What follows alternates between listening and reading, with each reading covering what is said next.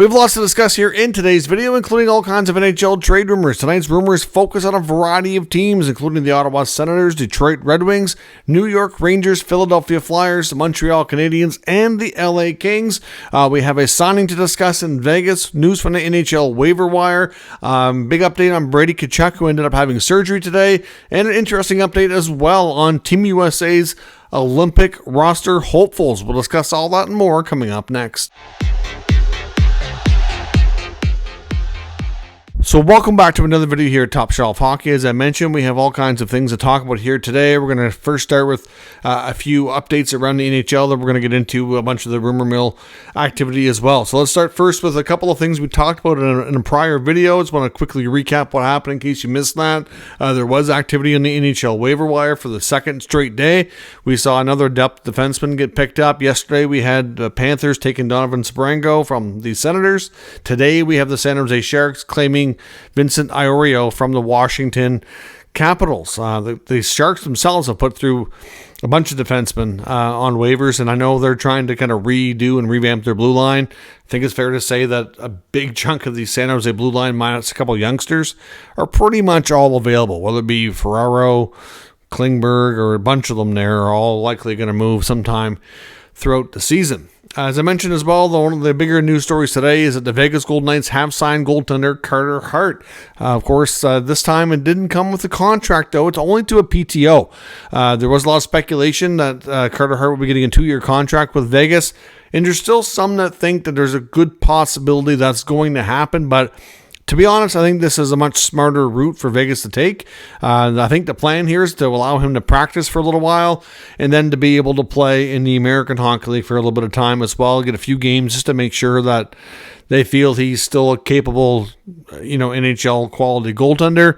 Of course, Carter Hart's still fairly young, been out of the league for over a year and a half, so it's hard to say where things are at with him after not having played for so long. Now, of course, because of the circumstances surrounding this signing, the team did feel the need to put out a statement. Carter Hart also addressed the media for the first time. He was at the Vegas Golden Knights practice today. So the fact that the Golden Knights felt the need to even put out a statement is obviously telling here. We also had a quick word from Captain Mark Stone. But the Golden Knights, part of their statement read that the Golden Knights are aligned with the process and assessment with the NHL and the NHLPA made in their decision. We remain committed to the core values that have defined our organization from its inception and expect that our players will continue to meet the standards moving forward. So, obviously when you sign a player and you have to kind of start defending it right away, it just, goes to show you, what's at stake here and just kind of the circumstances surrounding it. I know there's still some fans that are not happy. I guess, at the end of the day, these players' reputations took a major hit. A lot of people don't think they should be able to get back into the league, but ultimately the NHL has decided that they will be eligible to return to the NHL from suspension on December the 1st. As of yesterday, October 15th, they were allowed to sign contracts. So far, this is the only scenario that has popped up with anything amounting to anything firm. Carter Hart, when he spoke to the media, also said that he didn't want to say a lot, but he did say that he's learned a lot, he's grown a lot, and he's ready to move on. I know some people said it's nice of you to be able to move on, whereas, the victim in that case probably having different thoughts and opinions and feelings on that situation as well. Captain Mark Stone also had a comment. He was asked basically, was the team and players made aware of the situation? And Stone said that the players were brought into the loop and told what the team was considering doing, and that they all discussed it and decided that they would welcome him to the organization. So, yeah, I know there's a variety of opinions out there. I know a lot of people said, even though they were acquitted of all charges, there is a difference between not guilty and innocent. It's not really the judge's, place to find them innocent, just that they could not move forward with any, guilty verdicts based on everything that was presented. So, I don't know. It's a sensitive topic. It's an interesting situation. I'm not shocked this happened. It's been rumored forever. I do think it's interesting, though, that they decided to go with a PTO instead of a contract. Like I said, as much as from the team's perspective, it's smart because, it saves them from paying somebody who maybe he's been away so long that it's going to take a lot longer to get up to speed and have a chance to be an NHL goal again. We don't know. But at the same time, I can't help but wonder if maybe it's the PTO to kind of see the reaction from the fan base too. I don't know. I mean, I know some teams more than others have been willing to take on players that have, off-ice baggage or reputational issues or what have you. There's some that just completely shy away from it. There's a few that seem to be open to doing it. They feel like they have the right culture, locker room, leadership, etc. to be able to handle it. I don't know. Anyways, let me know what you think, but Carter Hart is joining the Golden Knights. He can't play for a while, and there's still many that believe that ultimately it will lead to eventually signing a 2-year contract, but we'll see where things go on that front. Now, on another note regarding that group of players that face charges, I know another part of the trade talk today was the Ottawa Senators. They have given permission to Alex Formenton's agent, who was Darren Ferris, to talk to other teams and seek a trade. As I mentioned before, the Ottawa Senators have made it clear that they do not intend to re-sign Alex Formenton. He is the only player that technically had his rights held by their former NHL teams because of the nature of the circumstances. He was not signed. Now, I always wondered if the Sens as an organization might have known something even earlier than other teams or something, just because he was not signed already for an extended time before everything was announced and before everything was, in the beginning we didn't know the identity of the players and all that, but he was already had a qualifying offer that was issued at the end of the season, but then they went all summer and they never signed him, and then it wasn't until later that we found out that he was indeed one of the players that was facing some serious allegations. Ultimately, though, because of that, so they still held his rights, but all the other players were under an active contract and playing when everything came about, so they took leave of absences, and then ultimately those contracts expired. New qualifying offers were not issued because this situation was much further along at the time. And then, of course, they became unrestricted free agents. To this day, we haven't heard anything about Dylan Dubé or Cal Foote. Michael McLeod has signed a 3-year contract to play in the KHL. But right now, like I said, Ottawa's not bringing Formenton back. And there's some reporters say that there is some interest in Formenton around the NHL. He's playing in Switzerland right now and is only signed until Christmas time. So in the second half of the year, if a team wants to, they technically could sign him. If he's playing well enough and if his agent can find a team that's willing to take him, I don't think Ottawa would get much of anything for the return. Probably a late round pick or something. Might even be future considerations. It's hard to say. I don't know. But Formenton not going back to Ottawa, and his agent can speak to other teams. Now staying with Ottawa, another piece of news. Big news today on Brady Tkachuk. We knew that it was likely happening today, that we'd get a little bit more clarity on his injury. We do know now that it's the thumb. We heard yesterday that it was a ligament-based injury. It wasn't a broken bone, because in the beginning it was just, a hand or wrist. We weren't quite clear. But watching the clip of him kind of shaking his hand and how everything kind of went down after it, it does make sense that it was the thumb. But he had a second opinion in New York. The surgeon there basically agreed that he needed it, so they did the surgery right away. He's already had it this afternoon. It's all done. So now he's in the beginning of the healing process. Travis Green had previously told the media that it was going to be 4 weeks plus, but minimum of 4 weeks, probably a bit longer. Well, now most are saying, they're saying 6 to 8 weeks. Some places are saying 6 to 7. If he was able to come back closer to the 6-week mark, that puts him early December. So it's certainly not good, but it could have been significantly worse at the same time. And it's up to the team to kind of, manage the storm here while he's out, so that when he comes back, they're hopefully still in the mix. The season's not lost or anything like that. And it's one player. You've seen a lot of teams be able to get through the adversity. If they're really going to be a team that's going to be fighting for playoffs, and if they're really like a legit playoff team, then they should be able to manage through it. They actually did rather well when he missed games last year. They won, I think, like 75% of the games that he missed. So hopefully we'll see them do it again. So a few other updates. Another one regarding Ottawa. They have recalled Arthur Kaliev, who's in the lineup tonight against the Kraken. He's playing fourth line duty. Of course, they decided to take Ollie Lexell out of the lineup, and he is getting an opportunity, obviously looking for more offense, and Kaliev is known as a shooter. Of course, the Flyers today also activated defenseman Cam York, who returns from injured reserve. We also got word today from Frank Saravalli that Team USA, or USA Hockey, should say, we know that yesterday, I believe, was the deadline, or this week was the deadline to submit their expanded rosters. Now, we know that Canada and USA each had a big meeting, summit, if you will, camp in August. They invited a whole bunch of players, more players than will be on the team. Basically, most of them, I think, they were around 28 to 30 players or more. In fact, I think the U.S. team actually took even more than that. I think they were up in the mid-30s. But they can submit, I think it was around 40 or 42 players that they can submit now. The reason for that is some of these players, to be eligible to go to the Olympics, have to undergo like drug testing and other things like that. So they have to have their names submitted early so they can start that process ahead of time.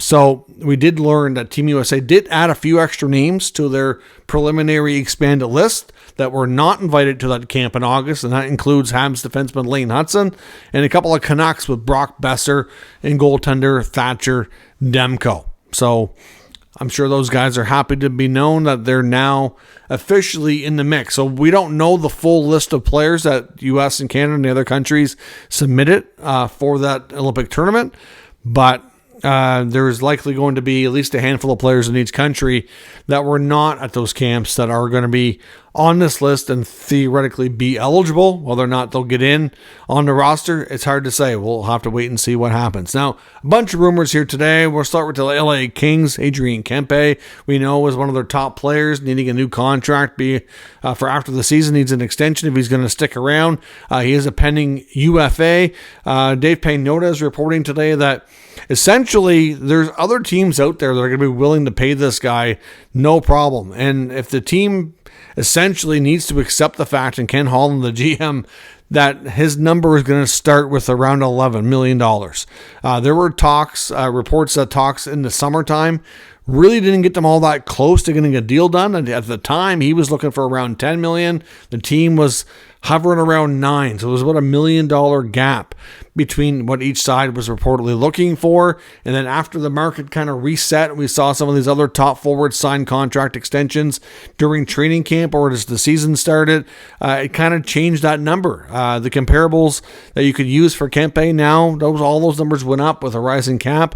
So they reportedly changed their ask from 10 to 11, even though there's already a gap there. So without LA coming up, that creates a $2 million gap. Now, we don't know if they've kind of countered and come up a little bit in their offer, but essentially what Pagnotta is saying is, 100% accurate, that they need to understand here that's just a going rate now for a player like him, and there's no point in pushing things too hard in negotiations, because if they don't want to pay him, somebody else is going to. And he mentions a team like the Oilers that would be monitoring the situation. With the hometown discount that Connor McDavid gave the Oilers, the belief is that for next season, if not even at the deadline, if they can swing it, it'd be more tricky this year. But for next year, for sure, if they don't do it ahead of time, that they're going to want to add another significant piece to that group going forward. And, whether it's Alex Tuch, Adrian Kempe, or any of these pending UFA guys, they're going to be getting interest from Edmonton. So obviously, Kempe, I'm sure, would love to stay in LA. It's the last year of Kopitar. Like, they could undergo significant change if they can't get this done. But Ken Holland so far has been well below what Kempe is looking for. And it's hard to say how this plays out. Now, as I mentioned, Dave Pagnotta's also got some other reports. This one here, I want to talk about Detroit. I know this is probably bad of me, but I found it comical that he's reporting that the Detroit Red Wings have more than enough defensemen. They basically have some, what they're referring to as kind of spare parts here, and some veteran guys that have played a little bit in season. And it almost feels like Detroit's kind of given up on them already. And that's Eric Gustafsson and the newly signed Travis Hamonic, who was, that team was heavily criticized for signing Hamonic. Hamonic's a good guy, been around the league a long time, definitely has the respect of a lot of players. You can't say anything about him as a person. He seems like a real good real good person on and off the ice, good teammate, lots to like about that. But he's at a stage of his career that he's just not able to get it done anymore. And as you saw last year with the Senators, well, really even 2 years ago, but it was worse last year, that he was such an anchor back there on that blue line. They were sinking when he was on the ice. Like, it just wasn't going well. I'm surprised he get a 1-year contract. I thought maybe he'd get a PTO invite or something, but of all teams, Detroit definitely needed to work on their blue line. It was their weakest part of their team last year, and I'd rather give a youngster like Sandin Pellikka or one of these other guys more ice time than throw a veteran like that out there. It just doesn't make sense. And Gustafsson, has had his moments. In the past has been okay offensively, but not known for his defensive prowess, that's for sure. But both guys are available if anybody out there is interested. We'll see if they get any phone calls. Now, a couple of notes on the New York Rangers, both from our Elliot Friedman. First on Artemi Panarin on a radio show that he was on. I think it was on the Fan Hockey Show, talking to about Panarin's future. Basically saying that with what they're asking for on Panarin's side between he and his agent, Paul Theophanis, does it even make sense for the Rangers to sign him? Basically saying that it doesn't seem like it. And at this rate, we do know that the Rangers prefer a shorter term deal at ideally a reduced AAV, something less than he's making now. They already went to him and asked him to take a bit of a hometown discount on a short contract extension, and that was quickly rejected and not interested in it at all. It sure sounds like his agent, Theophanis, and himself are looking to hit another home run here and get one last contract, big money. I'm not sure they're looking for necessarily 7 or 8 years, but probably not looking for 2 or 3 either. Probably something in between with his age. So it might not make sense for the Rangers to do that. So I've said a few times, if the Rangers, who have had a bit of an interesting season, get a couple of road wins, but at home they shut out 3 straight games. They at this rate, I don't know that we can honestly say that they're definitively a playoff team. I know I predicted them to get in, but there's definitely concerns about that team for sure. And if they're later into the year and Panarin has not come down at his asking price and the team's looking like they're not going to be super competitive or unlikely to make the playoffs, then it sure seems like going to him for a trade would make a lot of sense. But regardless if he gets traded or not, a lot of reporters are saying that it doesn't seem to make sense for them to entertain signing him, and I agree it doesn't. For a team that's struggling, does it make sense to sign somebody who's in their mid-30s to a long-term deal? Probably not.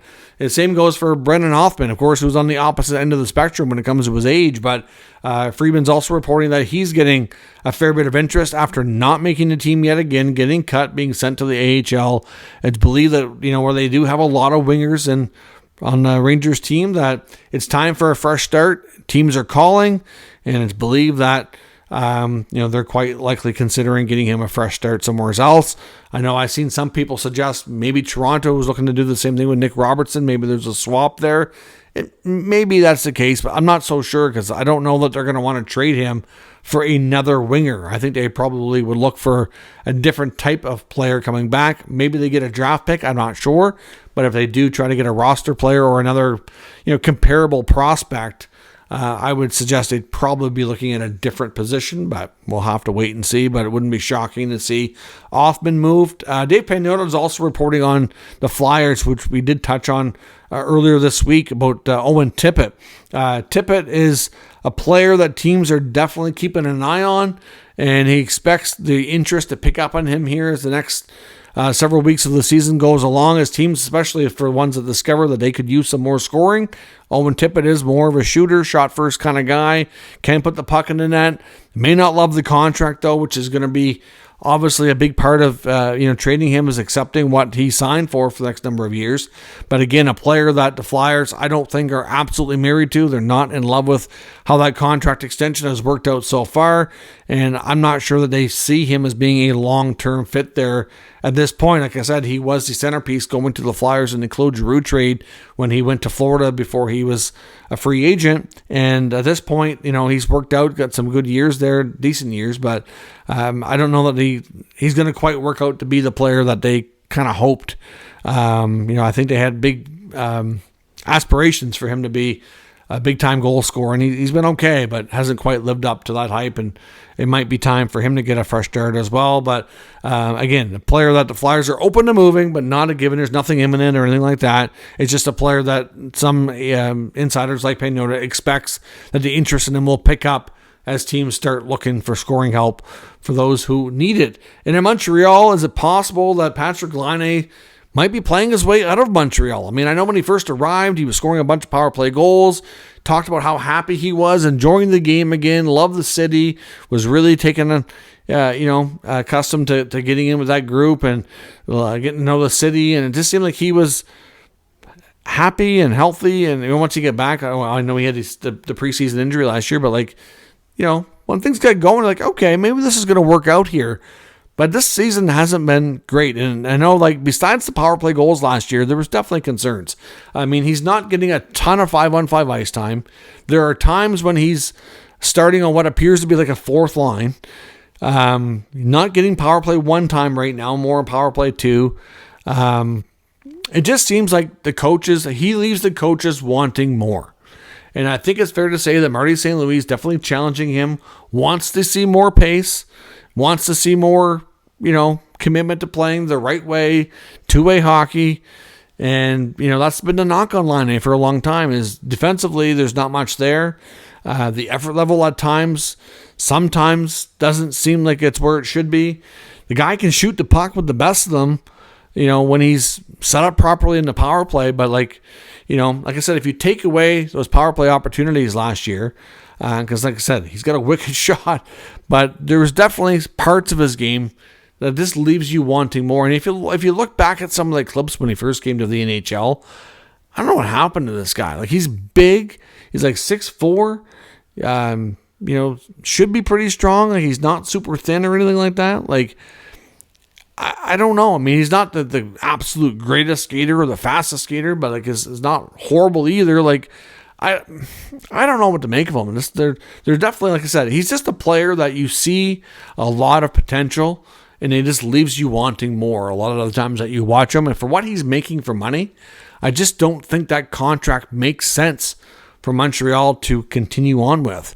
So it's hard to say what the future holds. I don't know if there's going to be interest in him, if they could consider a move later in the year, or does he walk as a free agent? I mean, that's always a possibility. Or do they consider signing him at a much lower cap hit? I mean, if his numbers aren't there, then he's not going to get that on the open market either. So it's really difficult to say. I just know there are some reports suggesting that you have to question the future of Laine in Montreal with how the season started. The team's doing well, despite the lack of pace and everything from him. And he's not even putting up the power play goals like he was last year. So we'll see.